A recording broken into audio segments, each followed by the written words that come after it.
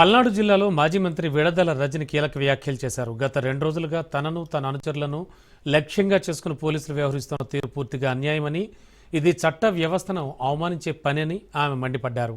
చట్టానికి వ్యవస్థలకు తమకు సంపూర్ణ గౌరవం ఉన్నప్పటికీ పోలీసుల ప్రవర్తన మాత్రం రౌడీలు గూండాలను తలపిస్తోందని ఆగ్రహం వ్యక్తం చేశారు.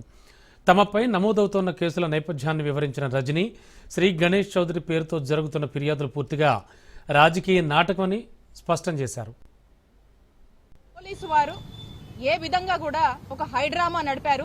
పోలీసు వాళ్ళు కూడా పార్ట్ అయ్యి నన్ను టార్గెట్ చేస్తూ ఇబ్బంది పెట్టాలనుకున్న వాళ్లకు ఆద్యం పోస్తూ మరి ఏ విధంగా ముందుకెళ్లారనేది ఇప్పుడు నేను చెప్పబోతున్నటువంటి ఈ కేసే ఒక ఉదాహరణ. ఆ గాలి పోగేసుకొని తెచ్చినటువంటి అల్లినటువంటి ఆ కథ చూస్తే దాంట్లో కూడా నన్ను టార్గెట్ చేసే భాగంలో అల్లినటువంటి ఆ కథలో వాళ్ళ పాత్ర ఉందేమో అని నా అనుమానం. నేను క్లియర్ గా చెప్తా ఉన్నా ఈ పోలీస్ వాళ్ళకి, మీరు ఏ విచారణ అయినా చేసుకోండి, వీళ్ళకి మాకు కానీ మా సిబ్బందికి కానీ మా ఫాలోవర్స్ కానీ ఎటువంటి సంబంధం లేదు.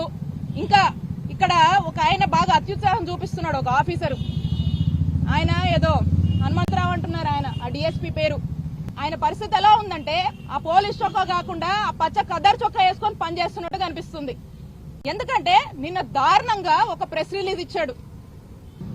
ఎంత అంటే పొద్దున్నేస్తే వీళ్ళ ఉద్దేశం ఒకటే, వైఎస్ఆర్ కాంగ్రెస్ పార్టీ వాళ్ళని టార్గెట్ చేయాలి, వాళ్ళు ప్రజల పక్షాన పోరాడుతుంటే గొంతు నొక్కేయాలి, నోరు మూపించాలి, కదలాడకుండా ఇంట్లో కూర్చోబెట్టాలి.